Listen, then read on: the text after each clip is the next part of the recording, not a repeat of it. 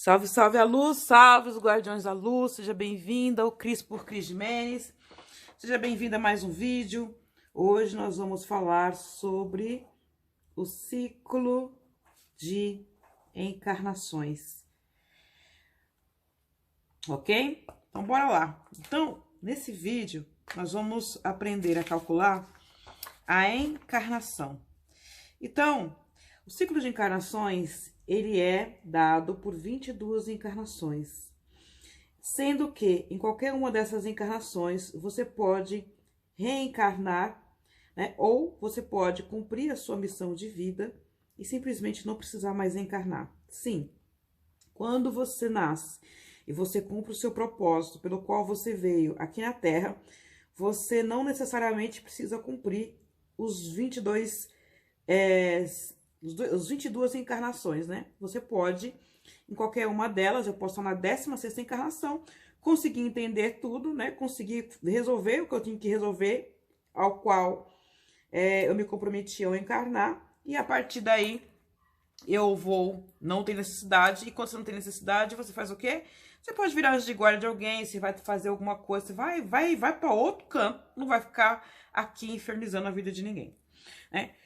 Então, nesses 22 encarnações, ela é como se fosse uma sala de aula. Então, você imagina que dentro de uma sala de aula, você tem aí seus colegas.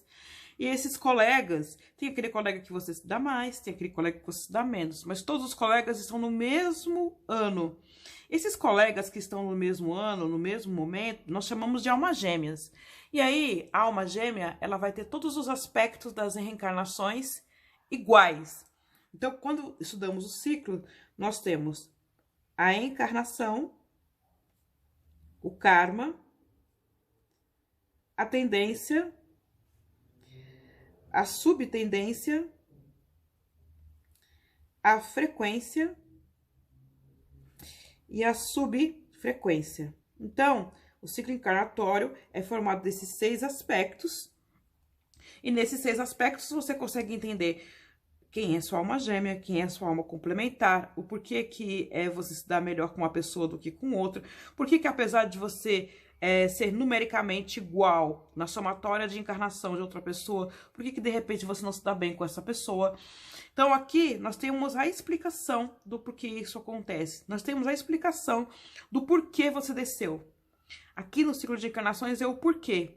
A missão de vida é o caminho que você tem que percorrer para resolver este porquê da encarnação, né? Então, por exemplo, uma pessoa que tem encarnação 22, mas tem missão de vida 5, ela tem um caminho de liberdade para ser cumprido, um caminho de soltura, um caminho que fala sobre parar com a procrastinação, sobre decidir com as próprias pernas, sobre resolver os problemas familiares.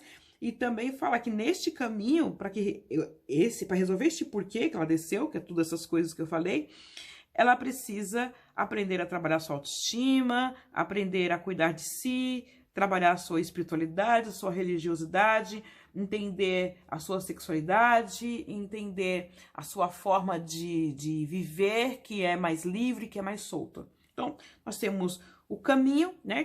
Temos a encarnação, que é o porquê, e o caminho, que é como se tem que resolver esse porquê. Quais são as coisas que têm que ser trabalhadas para se resolver esse porquê. Dentro do ciclo de encarnações, é onde nós entendemos quais são as possíveis causas morte de uma pessoa, né? Quais são as doenças que você pode desenvolver dentro de uma encarnação.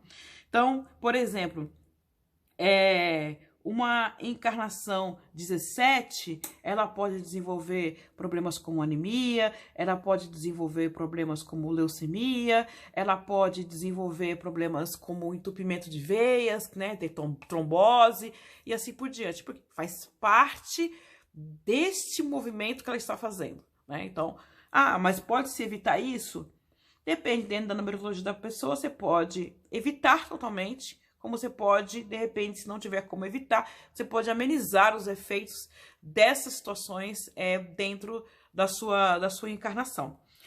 Então, aqui nós vamos entender como que funciona a encarnação, né? Eu não vou tratar neste vídeo nenhum desses outros aspectos, mas se você se interessar em se aprofundar mais sobre o assunto, eu vou deixar na descrição do vídeo o link para que você possa estudar, né? Fazer o curso e estudar. Então, como que a gente entende qual que encarnação nós estamos vivendo? Para calcular a encarnação, eu vou trabalhar aqui, vou pegar uma data qualquer, vou pegar dia 23/4/1976. Então, eu tenho que entender que na numerologia kármica, como ela é baseada nos 22 arcanos do tarô, tudo que é acima de 22 eu tenho que trabalhar com redução. Então, aqui, por exemplo, eu tenho um dia 23. 23, ele não entra. Então, quando eu vou colocar neste segundo aqui, que é o meu meio de somatória, ele vai virar 5.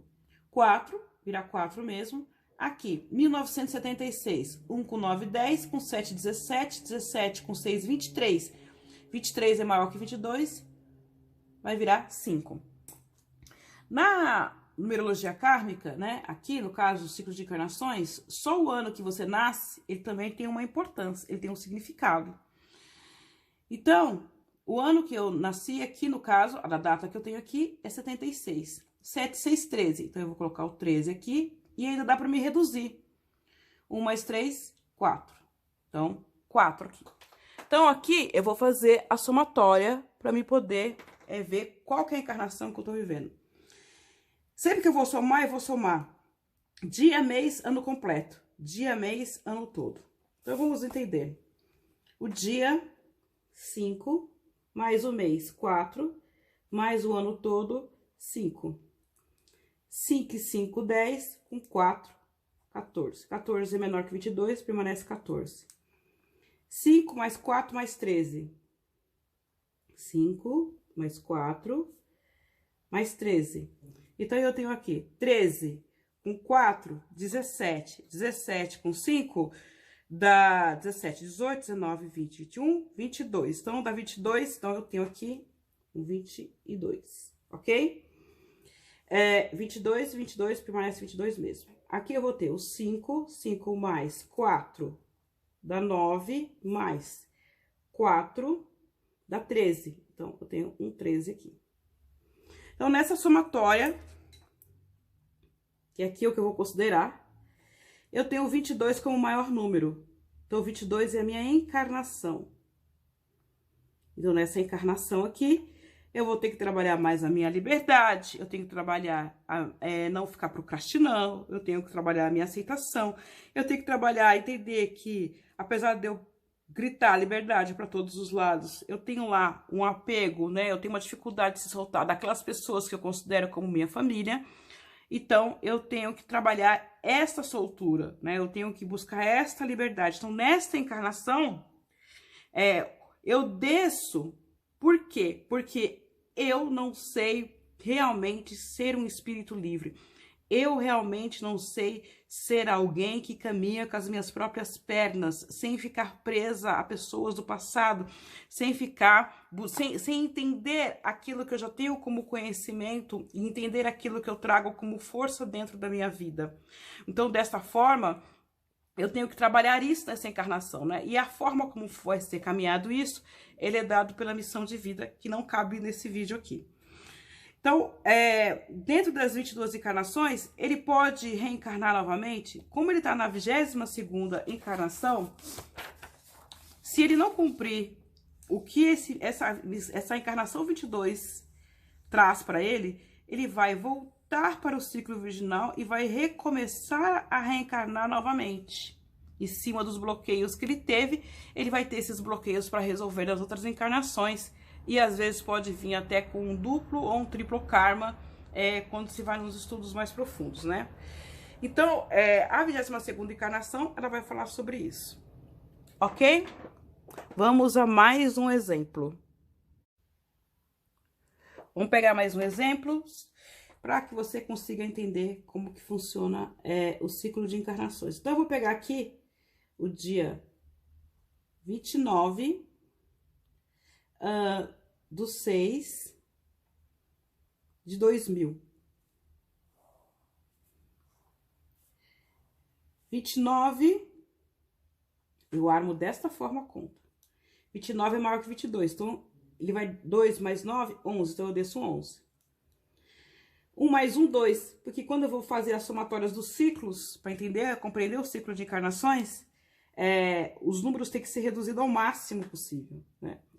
6, 2000 dá 2 com 0, 2, com 0, 2, com 0, 2. Então, aqui vai dar 2.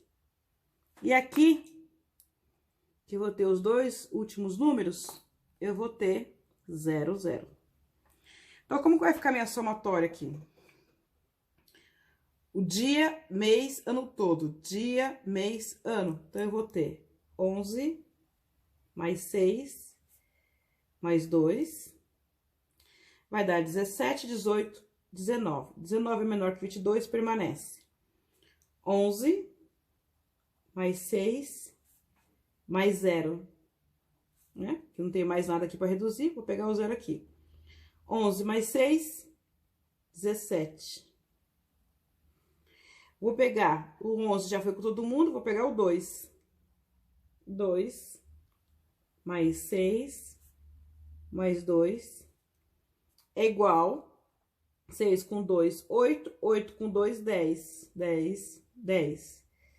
2, mais 6, mais 0. Então, 2 com 6, 8, 8 com 0, 8.